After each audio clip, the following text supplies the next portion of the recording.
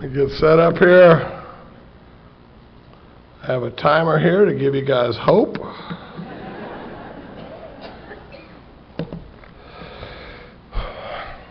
God, look at this room.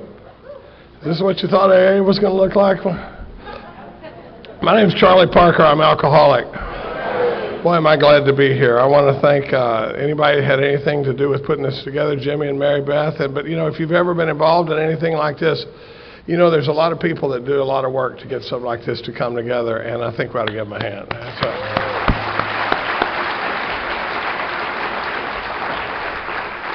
And if it's like the AA at home, there's a lot of people that didn't do a darn thing, but have some opinions about how it could have been done a little bit better, you know, and that's the fellowship I crave. That's why people, it's a real big honor to be here, and boy, it's just a great property. We had a great trip up here, and everything's super. Nice room, nice stuff in the room.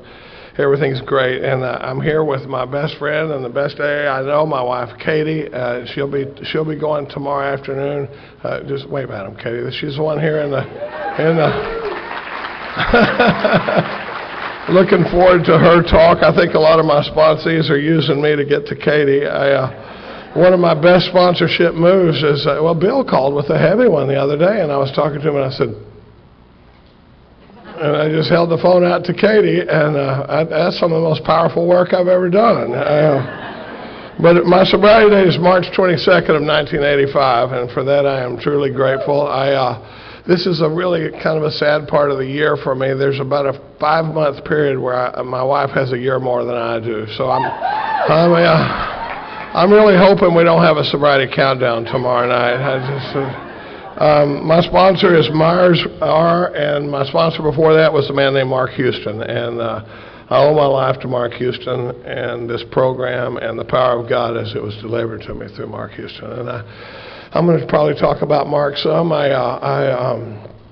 I'll warn you in advance, I'm a big guy. I shoot shotguns competitively. I ride Harleys and all that stuff. I'm liable to cry like a little girl in a pink dress up here at any minute, though. So don't worry about me. It's not like I'm off my medication or anything, but I can barely talk about Mark without getting emotional sometimes. And my home group is the Primary Purpose Group of Alcoholics Anonymous in Austin, Texas. We meet on Tuesday nights at 2701 South Lamar at the Austin New Church. If you're ever in Austin on a Tuesday night, come see us. We'd love to see you. We'd love to try to give you the same kind of hospitality you've given us here tonight, which is terrific. But we're a big book study meeting. We study the big book line by line, week after week, and it's just a lot more fun than it sounds like. You know, I mean, there was a time when I might not have been super fired up about that meeting, but we have over 225 people on a Tuesday night studying the big book. It's a powerful. You can feel it when you walk in the room. I like to say that the program of Alcoholics Anonymous is making a big comeback in AA. You know, and I'm really happy to see it happen. You know, I'm a big book guy. I'm an unapologetic big book guy. I don't know what that means, but I mean, I've been accused of being a technician or a big book guy. You know. Thanks. You know, it's like, I mean, it kills me when you hear people in the meetings go, well, I'm no big book quoter, you know, and you're like, oh, no, please don't do that, you know.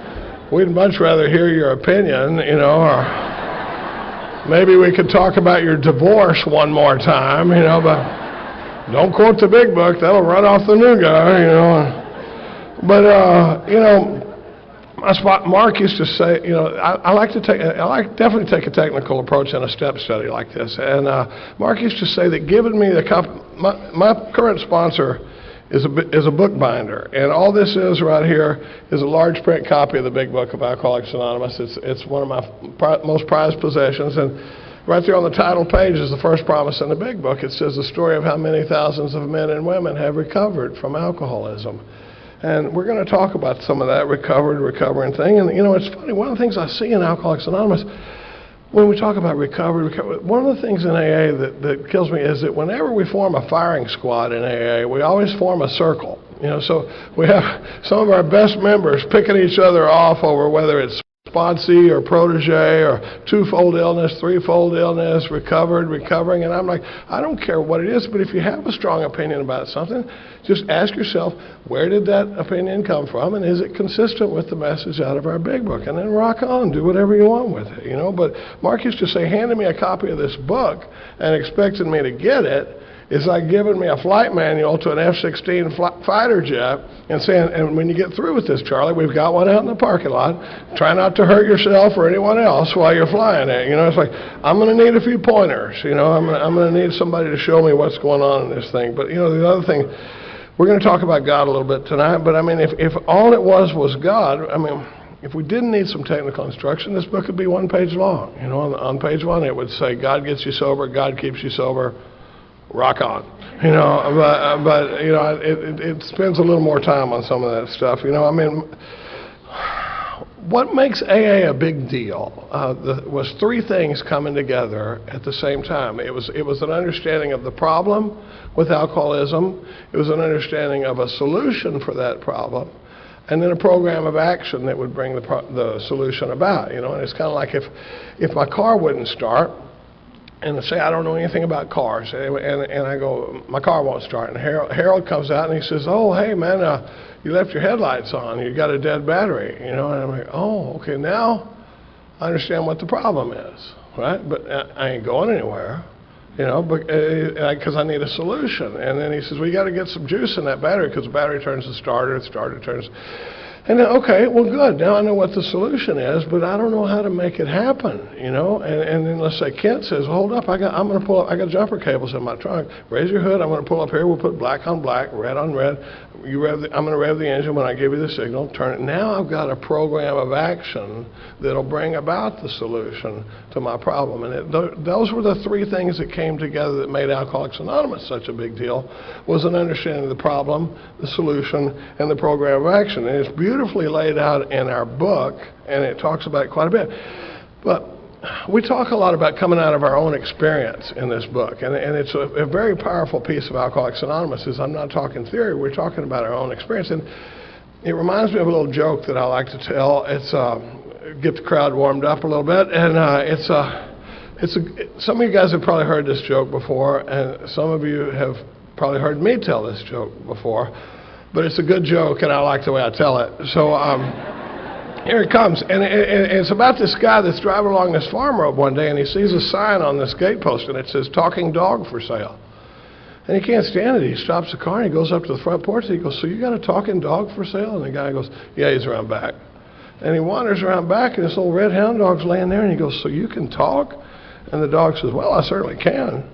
And he goes, my God, how did that happen? He goes, well, it's actually an interesting story. He said, when I was young, I started picking up some language skills from the humans that I was living with. And as I got older, I started developing some of the nuances of the language. I started working with slang and colloquialisms and that sort of thing. But he goes, you know, it's really made for a fantastic life for me. He said, I had a 19-year career in the Drug Enforcement Administration. I was able to infiltrate some scenes that no human agent would have ever been able to get into. He said, I've traveled the world. I've stayed in some of the finest hotels of the world. I've eaten the cooking of some of the greatest chefs of the world. But really more interesting than me, he said, some of my pups have developed foreign language skills and have become international diplomats. He said, I have 2 pups right now in the United Nations building as international diplomats. And the guy goes, my God, man, it's just been fascinating talking to you. And he wanders back up front where that old farmer's sitting there, and he goes, man, how much do you want for a dog like that? And the guy goes, I don't know, $40? And he's like, why on earth would you sell a fabulous dog like that for $40? And the farmer thinks for a minute, and he goes, none of that crap he told you is true. You know?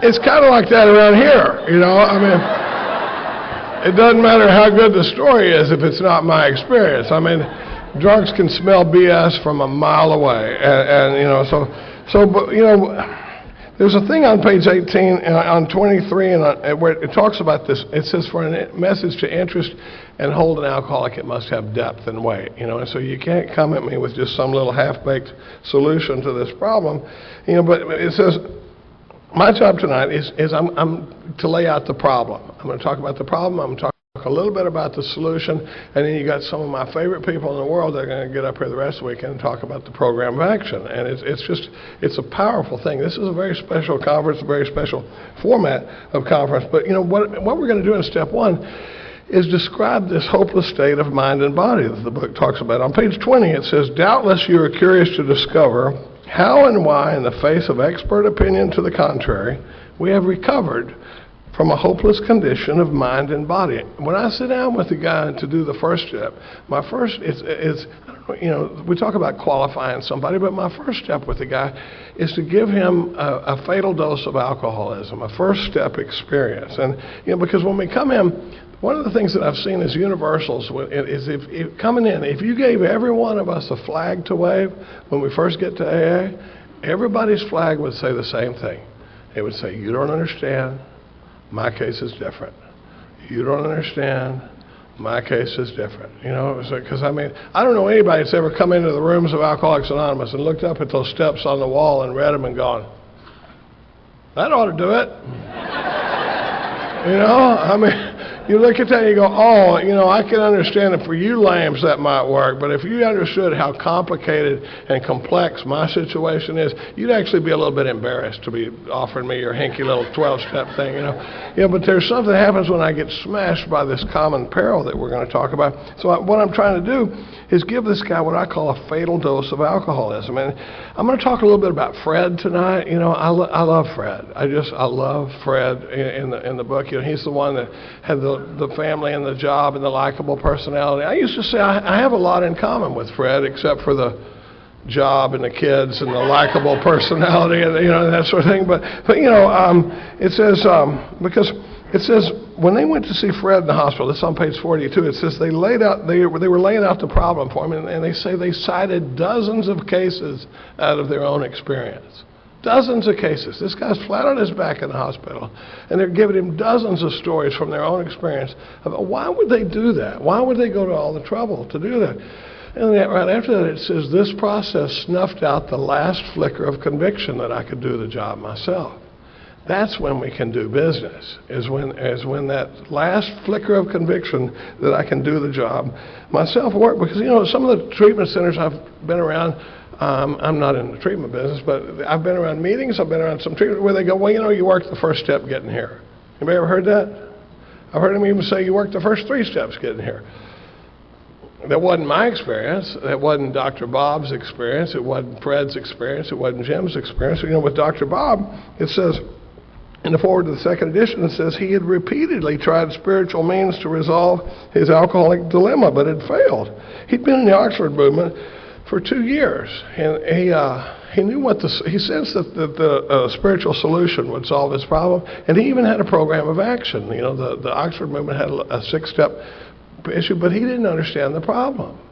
He knew how to fix it. He knew a program of action. He didn't understand the problem piece. The book's full of instances where they had 2 out of 3 of those 3 things we talked about. And in this one it says, and they read it earlier. Bill, you're stealing my lines up there, buddy. It says, when the broker gave him Dr. Silkworth's description of alcoholism and its hopelessness, the physician began to pursue the spiritual remedy for his malady with a willingness he'd never been able to muster. He sobered never to drink again up until the moment of his death in 1950. This seemed to prove that one alcoholic could affect another alcoholic as no non-alcoholic could. This speaks to this. There's a very huge piece of Alcoholics Anonymous, and it's this identification of one drunk talking to another one. There's something, if you're like me, by the time I get to the rooms of Alcoholics Anonymous, it's not the first time the topic of how loaded Charlie gets has been brought up. I mean, have you been involved in some of those conversations? You know, but there's this, most of us remember the first time we ever talked to somebody that gets it. You know, the first time I talk to somebody that understands why I drink and what happens when I drink and that sort of thing. It's a big deal. And that's what our whole singleness of purpose is about. When you boil it down, really all we have to offer in Alcoholics Anonymous is identification and power. We get them hooked with the identification, then we get them hooked up with the power. And so, but this singleness of purpose we talk about, It's not that we're trying to keep the filthy dope fiend out of our AA meetings. You know, we are a one-trick pony, and Alcoholics Anonymous is alcoholics working with alcoholics, and we don't try to be anything else. But it's not because of some rejection. It's because of that identification that takes place on page 18, where it says, until such an understanding is reached, little or nothing can be accomplished. Saying little or nothing can be accomplished until that identification, and, you know, and the way you can tell how important that identification, have you ever been around somebody trying to talk to you about drinking and that identification is not there? I was in treatment around Christmas time. Now, I'm a big boy. I was a lot bigger then, and it was Christmas Day, and we're having our Christmas dinner, and I was very interested in that Christmas dinner. And they had turkey and dressing and mashed potatoes and rolls and giblet gravy and stuffed celery, and I just, you know, and I got my big old Jethro Bodine plate. I was a guy on a TV show called The Beverly Hillbillies, and he ate a lot. And I'm just sitting down, and the door, kind of like one of these, this big double doors swing open, and it's 5 do-gooders from one of the local churches, and they've come to sing Christmas carols to us heathen alcoholics, right? Are you sensing my excitement? You know, because now I don't get to eat, and I have to wait for them to sing, you know, and you're sitting there, and I'm watching this lady, and this lady is coming around, and she comes over, and she says something to this guy, and then she says something to this guy, and then she says something to this lady, and she's working over, and when she gets over to me, she says, "Are you a patient here?" And I said, "Yes, I am." And she said, "I know exactly what you're going through." I said, "Really?" And she said, "Yes, I was once addicted to caffeine." I was like, "Oh, ain't that a bitch?" Yeah. Let me ask you something. Do you ever pawn your mom's sterling silver to get a can of Folgers? You know, I mean, bless her heart, she was trying to identify, but it just wasn't happening, you know. And you know, so it's a big piece of what we do. But so if Silkworth's definition was so helpful to Bob in that case, let's talk about what Silkworth said. And it says, because on page 30, it says something very interesting. It says, we learned that we, you know, most of the time it says we in the big book. It's talking about our founders, we of Alcoholics Anonymous. And it's talking about these people that are on the other side of a spiritual experience. And they said, we learned that we had to fully concede to our innermost selves that we're alcoholics. It's the first step in recovery. So if it's that important, if I'm going to fully concede to my innermost, I like to break this stuff down. And we're not just talking about head knowledge. We're talking about fully conceding to my innermost self that I'm alcoholic. Well, if I'm going to do that, I best know what it means to be alcoholic. You know, and what does it mean? And it turns out, as an alcoholic, I have 2 problems with alcohol. One happens to me when I drink it, and the other one happens to me when I don't drink it. Other than that, I don't struggle with alcohol. I'm always so happy to hear y'all laugh at that, because I've done that at the treatment center before, and they just look at you and go, "When do we smoke?" You know, like anybody smokes anymore. I mean, now when you get out of treatment, everybody's got a, you know, $400 vape pipe the size of a bong. You know, I don't know. I mean, and they always got the brand new iPhone too. You know, I don't get it, but that's not on my topic for tonight. But you know, this physical allergy coupled with the mental obsession, and the book talks about it perfectly. It talks about the physical aspect of alcoholism in the first 23 pages of the book. Then it switches over to the mental aspect of alcoholism, and we're going to talk about that a little bit tonight, because in the first edition it talks about we of Alcoholics Anonymous are 100 men and women who have recovered from a seemingly hopeless state of mind and body. It turns out we are bodily and mentally different from our fellows. Boy, are we. I mean, you know, and in the book, there's 3 tests for alcoholism in the book. The first one says step across the street to the nearest barroom, try some controlled drinking, see how that goes. The second test says try to quit for a period of time. Try to quit for a year and see how that goes. And the third one says study this book, if you want to find out. And that, it's funny, that is the most consistent piece of advice you'll find in this book, is to study this book. No matter who you are, whether you're the employer, you're the wife, you're the family afterward, you're the drunk, all of them say, read this book, you know, and it's all over the book. But even in Dr. Silkworth's thing, the last thing Silkworth says in his doctor's opinion is, I earnestly urge every alcoholic to read this book. You know, it's pretty consistent advice, but I'm going to go back to in Roman numerals, on Roman numeral 28, XXVIII. I don't know why they used Roman numerals there, but I've learned some Roman numerals there. You want to hear a Roman numerals joke? This Roman walks into the bar, holds up two fingers, and says, "Give me 5 beers." That's a dad joke.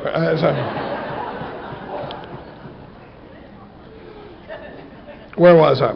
On Roman numeral 12. This is a heavy page. This is a page we want to see a lot of ink on in your book. And it says, Dr. Sokor says, "We believe, and so suggested a few years ago, that the action of alcohol in these chronic alcoholics is a manifestation of an allergy, that the phenomenon of craving is limited to this class and never occurs in the average temperate drinker."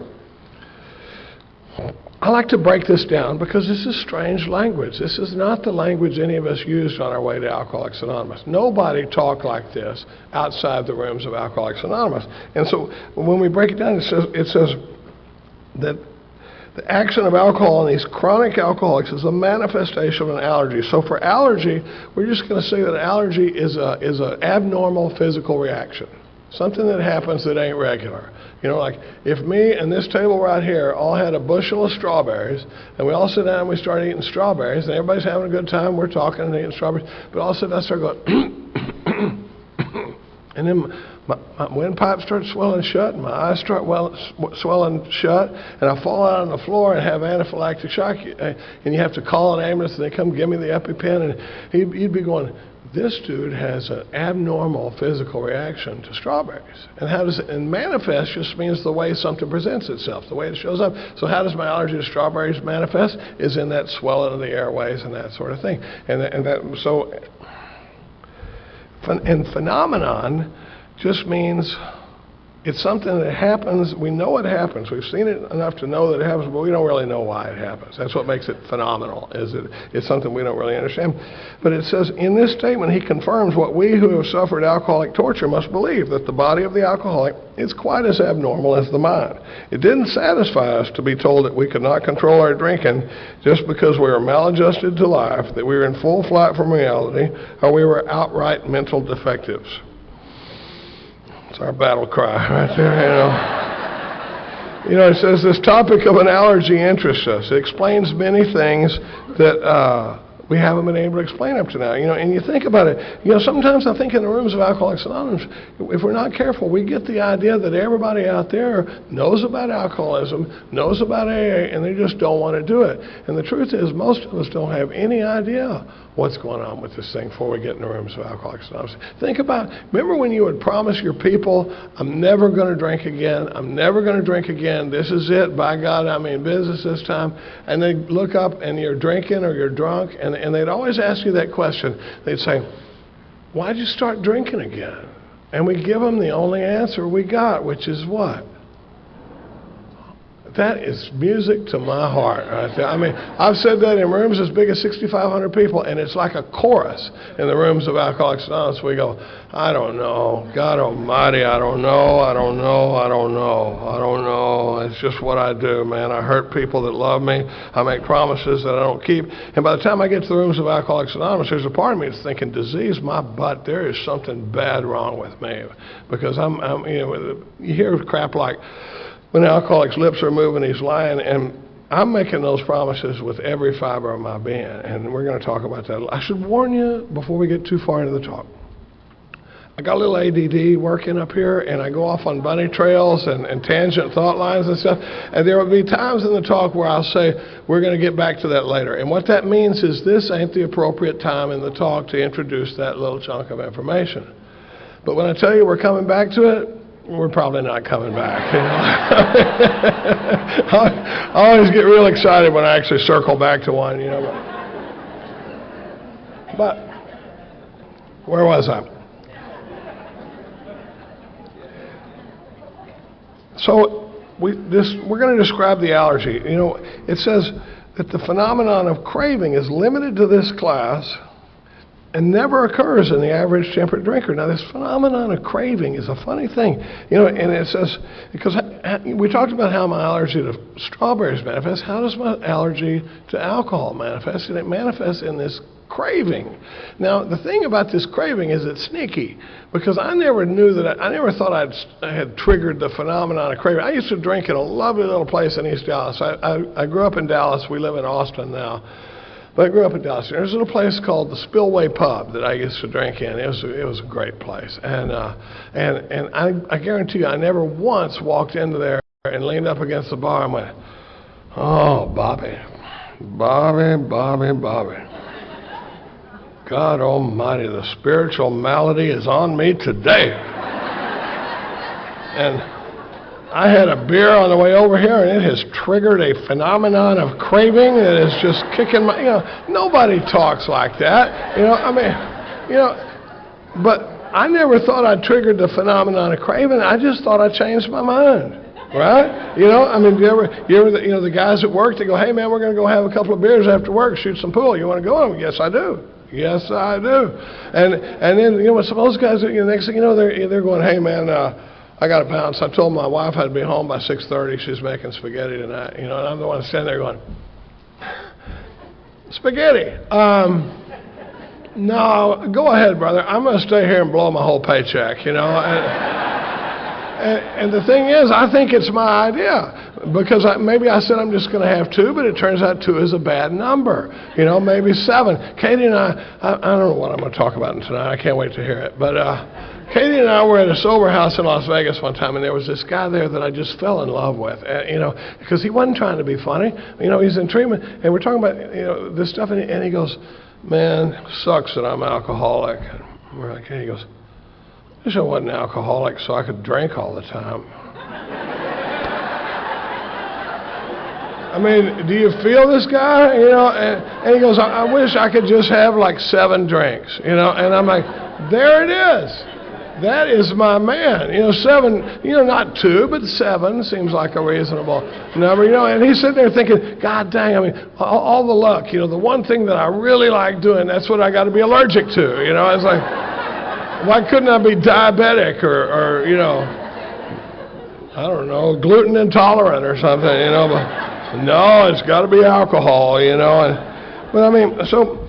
says no matter what my plans are, going in, I change my mind. I go in and I've had a couple of drinks, but look, it triggers a craving. Looking back on it, there's something that happens to me when I drink 4 ounces of vodka that ain't regular. It doesn't happen to 90% of the population, but only about 10% of the population even has the capacity to become alcoholic because of this phenomenon of craving, this physical reaction. It doesn't happen to my sister. It doesn't happen to me with a lot of other things, but it says it triggers this craving that's bigger than I can control. I can't overcome it on my own power.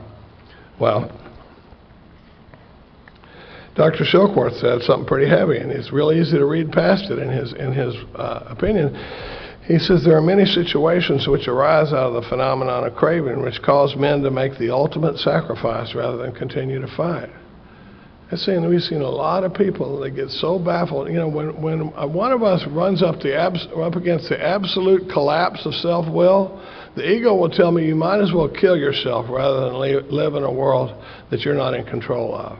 And when I run up against the idea that it says there's many situations which arise out of the phenomenon which cause men to make the ultimate sacrifice rather than continue to fight. We get so powerless behind this stuff that suicide looks like it might be a decent answer for guys that have never been suicidal before. Let's go back to Roman numeral 28. He says something interesting. He says, men and women drink essentially because they like the effect produced by alcohol. Any argument on that one? I think it's a little understated, I like banana pudding, clearly, but I love the effect produced by alcohol. The first time I ever got loaded, I remember thinking, oh, we're going to do this a lot.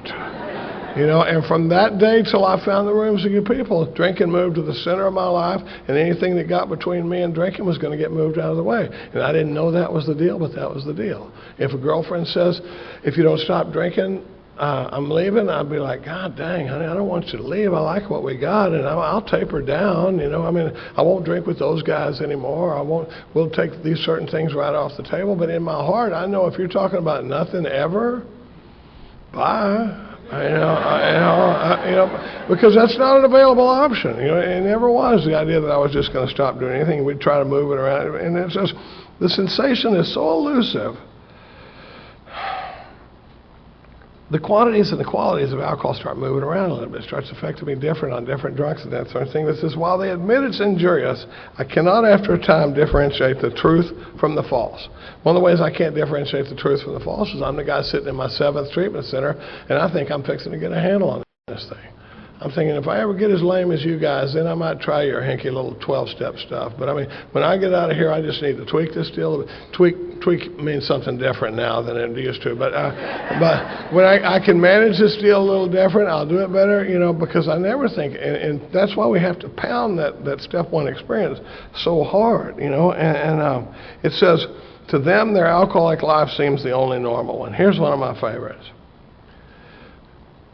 I don't go from the way I was drinking at 16 to the way I was when I got here just like that. It happens in little ticks over a period of time. Tick, tick, tick, tick, tick, tick, tick, tick, tick, tick, tick, tick, tick, tick. And I start doing things that I didn't think I'd do, and I start compromising my values, and I start doing things I didn't think I'd ever do. And by the time I get here, though, today looks a lot like yesterday, and yesterday looks a lot like last week, and it feels like I'm just doing whatever I got to do to get by. And I remember my mother, my sainted 96-year-old mother, who still is alive and with us and lives in a big house all by herself. She used to have a way, she was a 1st grade school teacher for 42 years. She had a way of moving just this one finger. And she would say, "You are such an idiot. You drink every day." And I remember thinking, everybody I know drinks every day. You know, and what I didn't know to tell her was, if drinking did for you what it does for me, you'd be stupid not to drink every day. You know, why would you ever, you know, shut that off? The only thing I've ever really found that makes it work for me, you know, so she doesn't understand it, but here's a crazy, you want to hear a great example of their alcoholic life seems the only normal one? This is going to blow your mind. Did you know that most people are born, live their whole lives, and die without ever being arrested? I know. It's crazy, you know. What the hell? If I was to call my mother and go, "Mom, I can't come over. I got to go see my PO and give a UA because I got a DUI," she would have no idea what we're talking about. You know, around here we're like, "Oh, that sucks, man. Who's your PO?" You know, it's like, "How much time you got? I can tell you how to beat a UA," you know. And I mean, and I think my alcoholic life, I don't know, I was going to talk about this later, but one of the things I've noticed in moving around as a sober member of Alcoholics Anonymous, they don't drink like we do. I thought they did. You know, and I've been some places in sobriety having lots of fun. I've been to Mardi Gras. I've been to the Sturgis Motorcycle Rally 10 years in a row. Even they don't drink like we do, you know. I mean, you look, I don't think I've ever seen, in Sturgis, I think I saw like 3 people as drunk as I like to get on Tuesday, you know. And even in Mardi Gras, people get overserved a little bit, but I mean, even then they don't drink. And I thought everybody was running it like I was running it, you know. And it says my alcoholic seems like the only normal one. Well, here's where it gets a little tricky. Over on page 23, it says, these observations, all these observations we've been making about what happens to me when I drink, it says it would be academic and pointless. You know what that means? It means it wouldn't mean squat. And I don't always say squat. But it says all these things that happen to me when I drink alcohol wouldn't mean squat if I never took the first drink. Right? You know, it says, thereby setting the terrible cycle in motion. Therefore, the main problem of the alcoholic centers in his mind rather than in his body. How? Why? What is it? This physical allergy I have to alcohol is a big problem, but it's not my biggest problem. Right? If my biggest problem was what happens to me when I drink 4 ounces of vodka, what would my solution be? Don't drink vodka, right? Imagine if we brought somebody, imagine Steve comes in here and he's been running it hard and I go, okay, Steve, so things have been going pretty bad, your whole life's burning down and everything. He goes, yeah, drinking's a big problem. Yes, it is. Can you stop on your own? No, I really can't. Okay, here's the deal. knock it off. Did that work for anybody? You know, I mean, Nancy Reagan's little just say no thing would have been awesome, you know. Nancy Reagan was the wife of a president.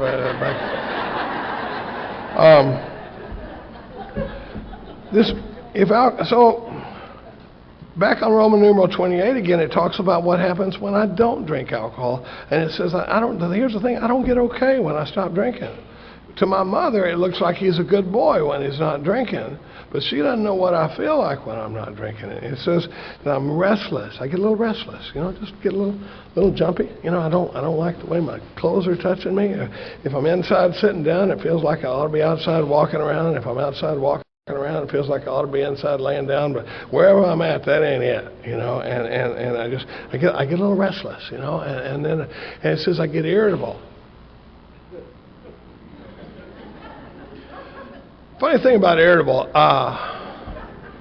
irritable's kind of uncool. You know, I don't want to be irritable. I don't want to be described as irritable, but that's not my fault if I become keenly aware of how stupid everybody else is, right? You ever go a couple of weeks without a drink and all of a sudden, you know, I think that guy just gave me a look. You know, and my boss is a dumbass. You ever notice this? You ever notice in traffic? This is the funny thing about traffic. Anybody going slower than me, this is true to this day.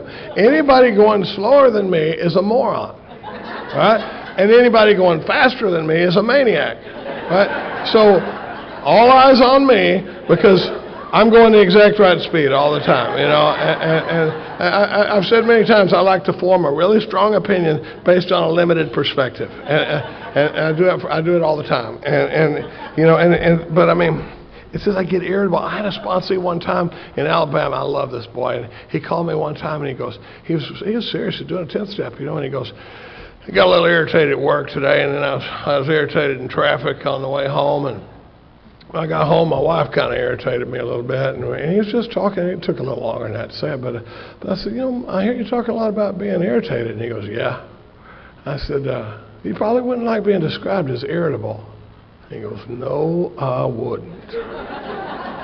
Because if I'm irritated, somehow that's y'all's problem, right? But when you say I'm irritable, that sounds like there might be something wrong with me, and we're not going to talk about that, you know. So one of the biggest movements I can take with a guy in recovery and in the step work is moving this guy from a place of where his problems are coming at him to his problems are coming from him. I spent my whole life trying to arrange my outward circumstances so I'd be okay inwardly, and it turns out that my outward circumstances are always a demonstration of my inward condition. We straighten out spiritually, and then we straighten out mentally and physically. We don't, even though we have a mental allergy and a physical allergy and a mental obsession, we don't attack it on the physical or the mental plane. We attack it on the spiritual plane. Then we straighten out physically and mentally. It's like magic. But it says I get irritable, and then I get discontented. I don't like the deal I'm getting. You know, you could give one of us a $200,000 a year job, and in 7 months, I'll tell you how I'm getting screwed around. You know, it's like, oh yeah, oh sure, I'm sure from where you're sitting, it looks like I'm making a lot of money.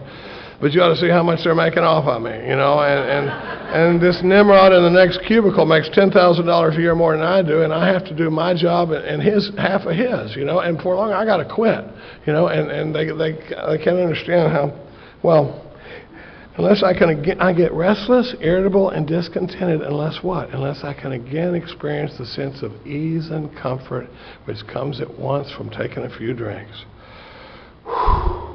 Just that feeling of terrible psychic pain leaving the body that comes from having a couple of drinks. Lock the doors for a minute. That's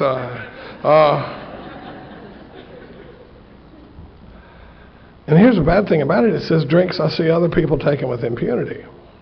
You know what impunity means? Impunity means they don't get punished for it.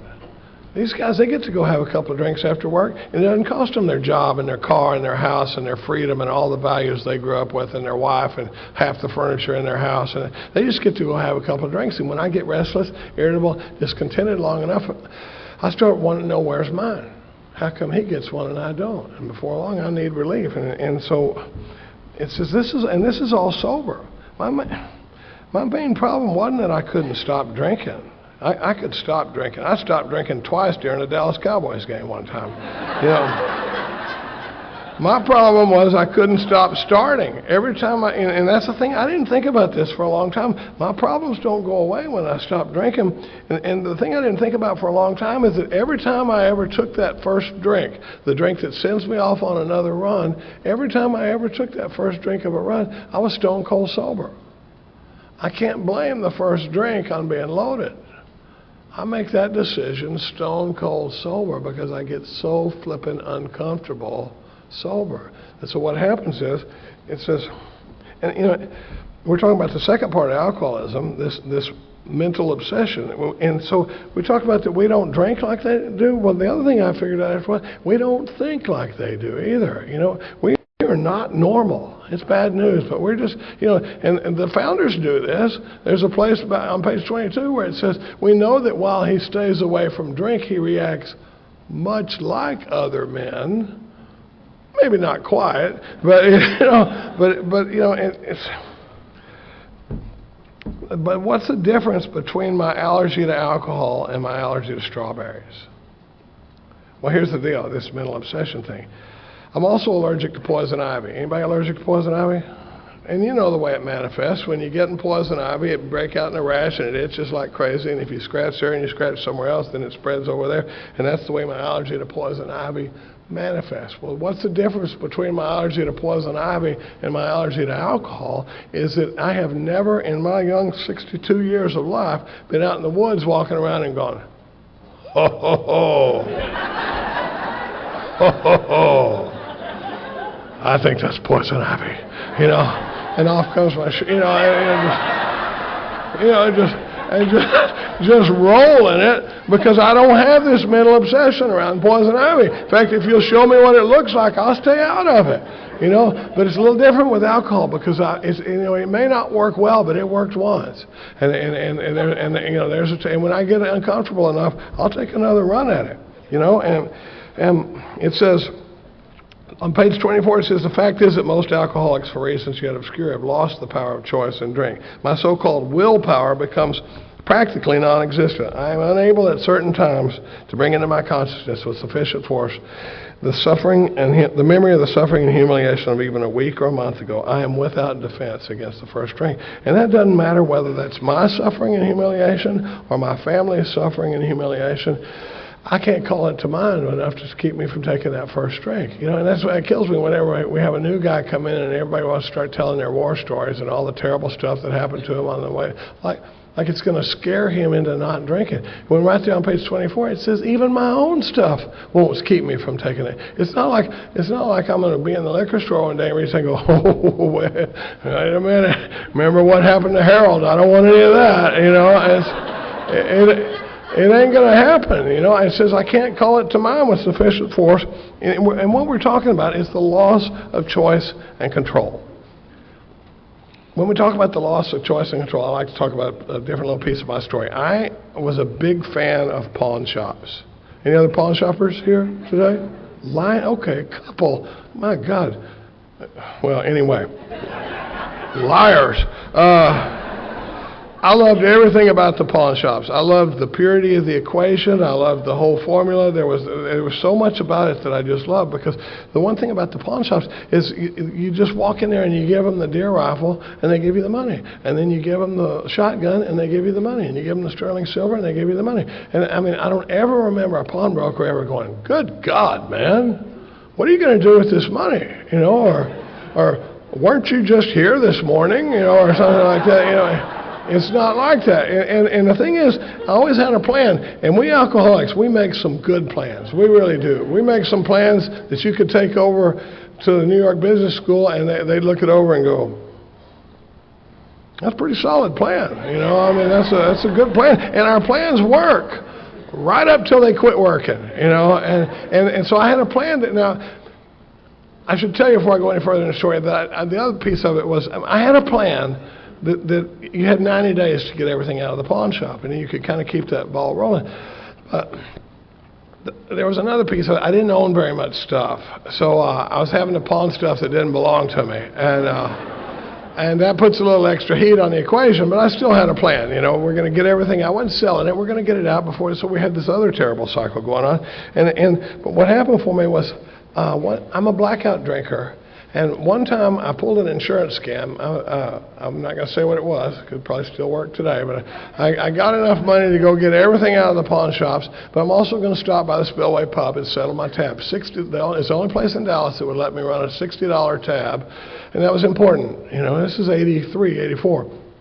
And so I'm going to go by and I'm not going to do anything crazy. We're not going to twist off. We're not just going to go settle my tab there. And then we're going to hit all the pawn shops. And so I'm a blackout drinker, and a lot. I thought you were supposed to, you know. I mean, Katie was more of a brownout drinker, but she had to worry about things happening to her that nobody was trying to do to me. But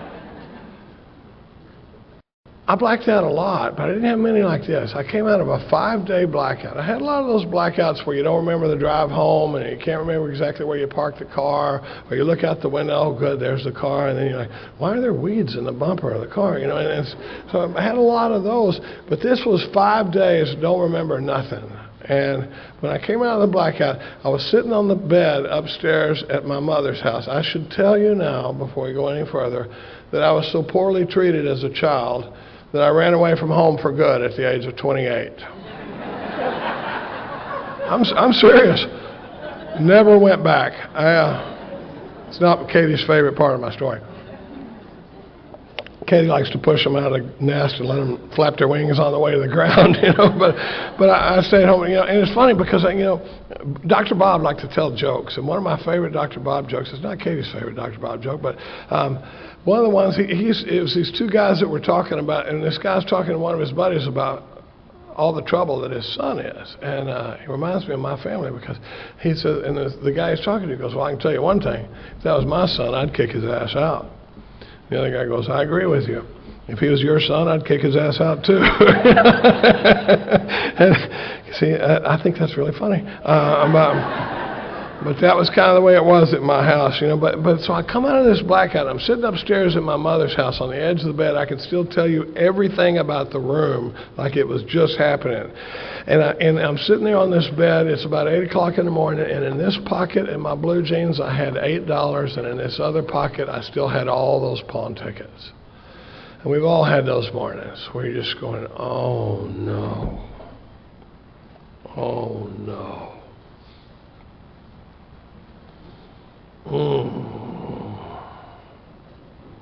Because I'm out of tricks. I don't feel very good. And I got $8. And I still got all those pawn tickets. And I would have to go to my father, who's a good man. My dad was a good man. Nobody was giving him his stuff. And I'd have to go to my dad and go, Dad, listen, if we act now, I can get you a pretty good deal on all your stuff, you know. But if we wait till tomorrow, it's strictly retail, you know. And are there any Al-Anons in the room tonight? No Al-Anon's here, but if you're Al-Anon, believe me, we know that story ain't funny. But I have to tell that story like it's a joke, because if I touch the desperation of that morning, I promise you I won't get through much after this, because I would have to go to my dad, and my dad and I would get in the truck, and it was all day. I mean, it's like Dallas is a big spread out town like Los Angeles, and so it wasn't just go to the pawn shop. It's we got to go up on East Grand and get your shotgun. We got to go out on Buckner Boulevard and get the metal detectors and your coin collections in Oak Cliff. And we got to go out on Beltline Road to get, you know, and it was all day in the car with me and my dad and all that shame. And when we'd be driving around, I'd be going, Dad, I swear to God, I will never do this again. I swear to God, I'll never do this again. I don't want to feel like this. I don't want you to feel like this. I swear to God, I'll never do this again, Dad. And if I was lying to that man, I damn sure didn't know it, because it felt like I meant it with every fiber of my being. The thing I didn't know, though, riding in the car with my dad that day, is that I didn't have the power to make good on that promise. When I was promising him that I was never going to do this again, it'd be like promising you people that I could flap my arms up here and fly around this room and come back and land on this stage, because I did not have the power to manage the decision. And when I talk about step one, I keep it real tight with my guys. I probably have been the guy that said, go write down all the things that you're powerless over and all the things you can't manage. I don't do that anymore. I keep it real tight. We talk about that more in 2 and 3. But in step one, it's like, do you have the power to stop drinking on your own, or can you manage the decision? That's the powerlessness that I talk about, and the unmanageability is, can you or can you not manage the decision to quit drinking when you really want to? Are you able to manage that decision? If not, then we got something to talk about. Back to the doctor's opinion. He says, after they've given in to the desire again, as so many do, and the phenomenon of craving develops, they pass through the well-known stages of a spree, emerging remorseful with a firm resolution to never drink again. This is repeated over and over. And unless this person can experience an entire psychic change, there's very little hope of his recovery. So I get caught in this terrible cycle where when I drink and it starts getting really bad, and I drink and I drink and I drink until I get stopped or I have to stop, and then I stop and it starts getting a little better. It looks like maybe I'm not in that much trouble. I'm back in the big bed. Maybe I didn't lose my job.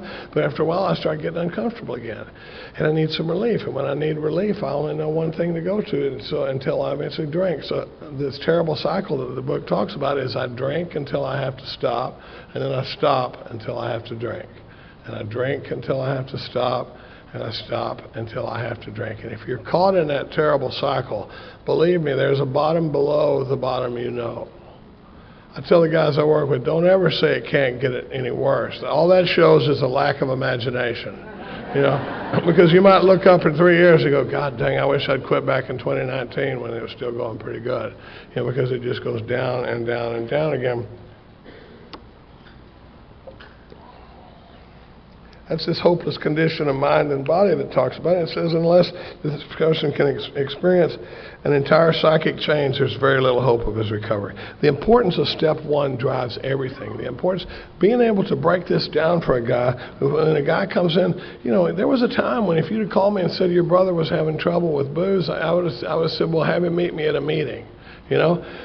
Now, if you tell me your brother's in trouble, we're going to sit down and we're going to talk about this stuff. And by the time we're going to go to a meeting, but by the time we go to a meeting, it's going to feel like a break to him. Because, you know, I'm going to be standing on him with this step one experience to the point, and then he'll get to go experience the fellowship and that sort of thing. But this, having this step one experience drives me into the work. There's a surrender.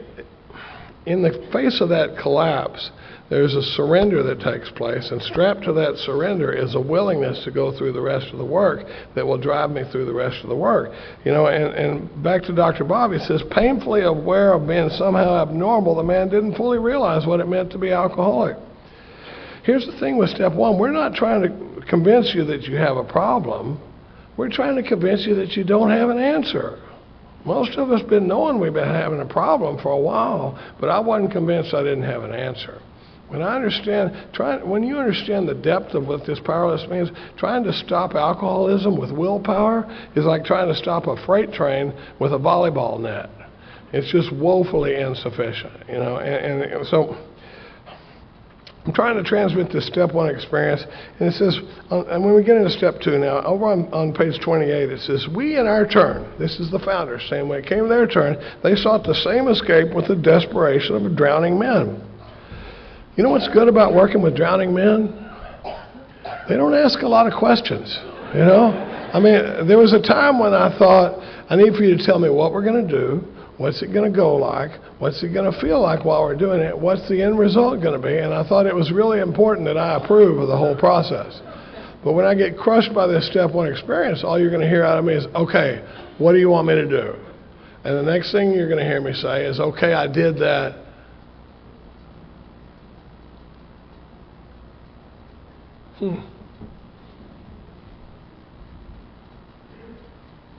Now what do you want me to do?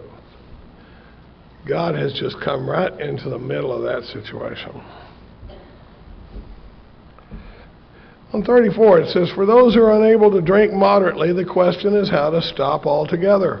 I love this next line.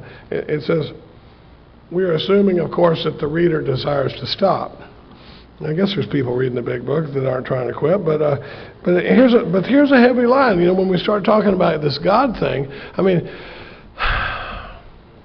whether, you know, I hear people saying now, well, don't talk too much about God. You'll run off the newcomer and stuff like that, you know, and I mean,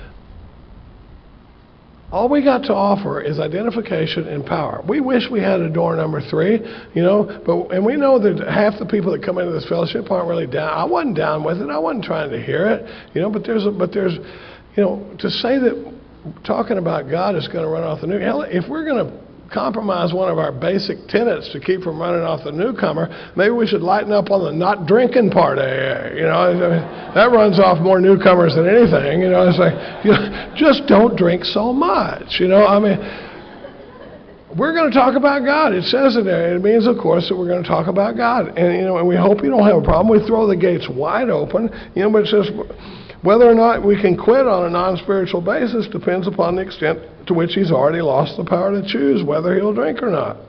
If you still got the power of choice, you don't need a power greater than yourself.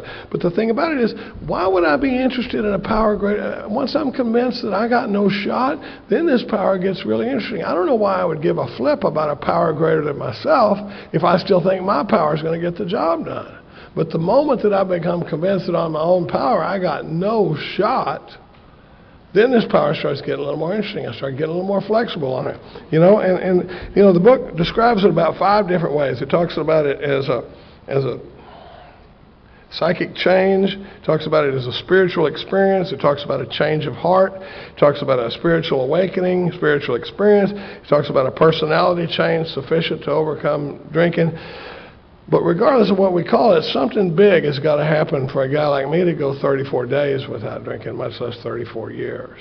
And it says, but it's not going to be interesting to me if I still think my power will get the job done. Now, the thing is, one of the problems we have is, I want to be a gangster out there on the street, but then I want to come in here and just work a half-assed little program. And Mark used to say, if you were a warrior out there, you're going to have to be a warrior for God in here. I can't just halfway do it in here if I was all full tilt out there. That's why when they were talking to Fred, they were trying to snuff out the last flicker of hope that he could do the job himself. And he talks about later in step 2, it says, we know that there's a certain antipathy when we mention God to some people. And they couldn't throw the doors more wide open. It says, well, you get to choose your own conception. But, you know, but just being willing to believe, that's where we make our beginning. On this foundation of complete willingness, we can start this deal. And, you know, the cornerstone, you know what a cornerstone is? It's the first, when you're building a building, it's the first block you lay down. You got to start somewhere, and the first block you lay down is called the cornerstone, and you build from there. And the cornerstone is, does he now believe, or is he even willing to believe that there's a power greater than himself? It helps us to know that we could commence at a simpler level. Now, I want to read something to you, if I haven't read enough already. There's a thing in here where it talks about Percy Pollock, this doctor in New York, and I love this story. He says, I would not have taken you. Had you offered yourselves as patients at this hospital, I would not have taken you if I'd been able to avoid it. People like you are too heartbreaking. Though not a religious person, I have profound respect for the spiritual approach in such cases as yours. For most cases, there is virtually no other solution. Do you know what he's saying right there? He's saying, look, dude, I don't believe in God. I'm not down with it. But you might want to try it. It's like, it's your only shot. You know, I've been watching this happen for a long time. And you know, it closes up more about alcoholism. It says even, and see if you think they're trying to drive it home. It says, once more, the alcoholic at certain times has no effective mental defense against the first drink, except in a few rare cases, neither he nor any other human can provide such a defense. His defense must come from a higher power. One of the biggest problems in this whole God-reliant thing is not so much, I work with a lot of guys, and when I see a resistance to this stuff, it's generally not a resistance to the idea of a power greater than himself.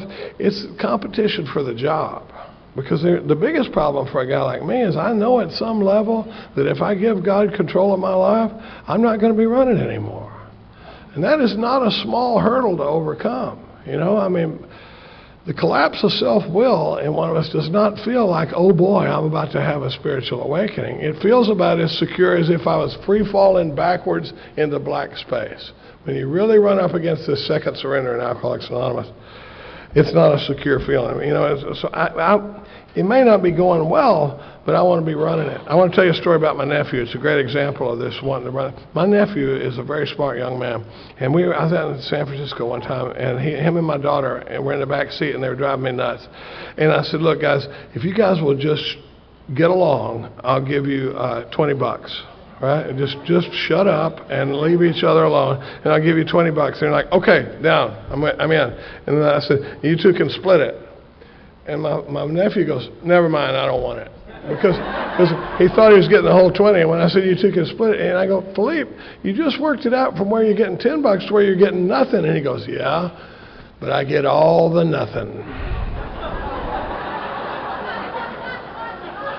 Does that sound like he's headed our way?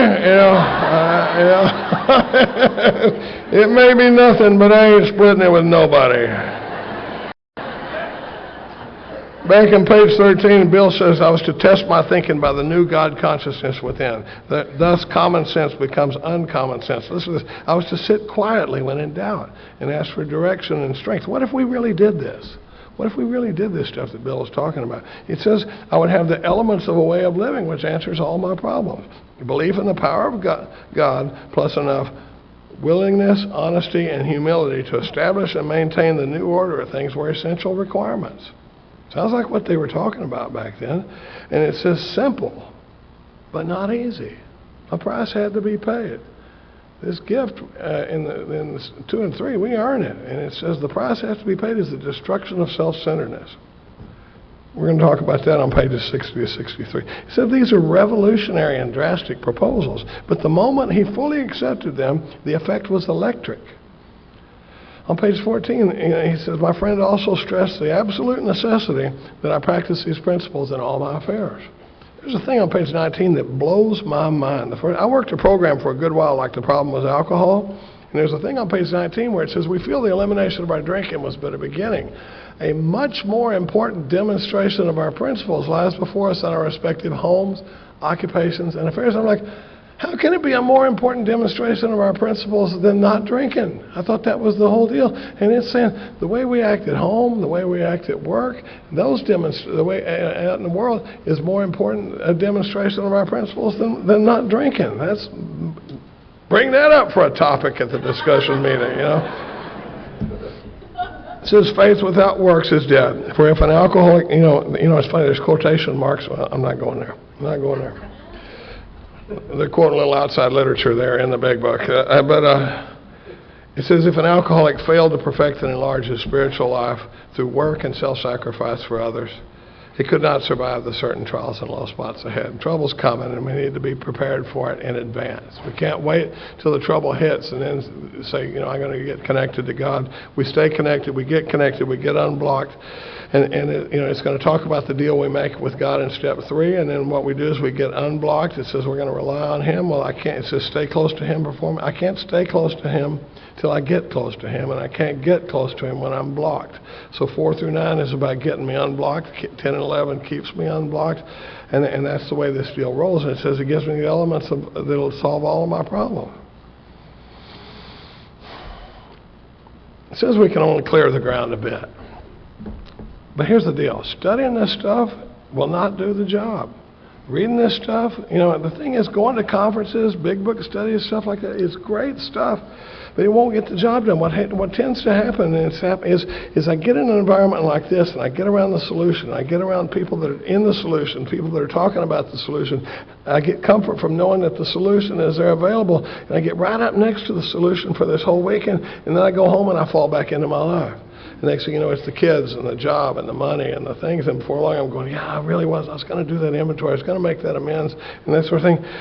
But This stuff can all become so much self-knowledge. And it's clear in the book where self-knowledge takes me. It says, with the actual or potential alcoholic, with hardly an exception, will be absolutely unable to stop drinking on the basis of self-knowledge. See if you think this is important. This is a point we wish to emphasize and re-emphasize, to smash home upon our alcoholic readers as it's been revealed to us out of bitter experience. This is a program of action. You know, I think I got time for this quick story. You know, when I fell in love with Fred, I loved Fred in the early parts. I loved Fred, you know. When I really fell in love with him is they come to tell him the message, and he agrees he's got some of it, and it says, we heard no more of Fred for a while. And the next thing you know, Fred's back in the hospital, flat on his back, and they come to him, and they break it down to him again. He said, and he agrees he's got all the tendencies of an alcoholic. I've got it just like you described. Grab it. I got no chance on it. But you know where I really fell in love with Fred is he says, the program of action, though entirely reasonable, seemed a bit drastic. The thing is, once we get blocked in this stuff, I got to watch the ego rebuild itself. Dr. Harry Tiebout said the ego of the alcoholic rebuilds at an astounding rate. You know, I mean, you give me 2 weeks and I start thinking, you know, I don't have it as bad as it. And what happens is the fruits of sobriety will pull me away from recovery. And next thing you know, I got job problems and woman problems and kid problems. But if you've been in these rooms for a while and you're not feeling what you hear people describing from these podiums, I hope this conference inspires you to go home and get with somebody and actually do the work that we're going to be talking about the rest of this weekend. Then get out here in the trenches carrying the message. That's where the real magic takes place. I thank God for showing me the program of Alcoholics Anonymous, and I want to thank you people for showing me to God. I'm Charlie Parker. I'm alcoholic.